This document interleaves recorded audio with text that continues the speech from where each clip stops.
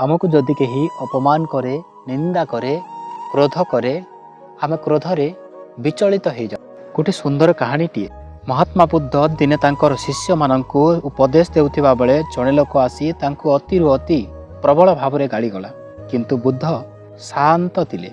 या देखि समस्ते आश्चर्य हो गले।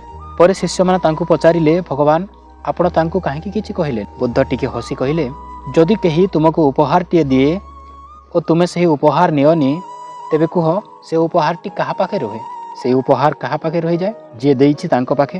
ठीक सही परी जेते बेले कहीं मते क्रोध करे किंबा अहंकार करे अपमान करे मु जदि ताहा ग्रहण न करे तारे से क्रोध अहंकार अपमान कहा पाखे रही जिवो।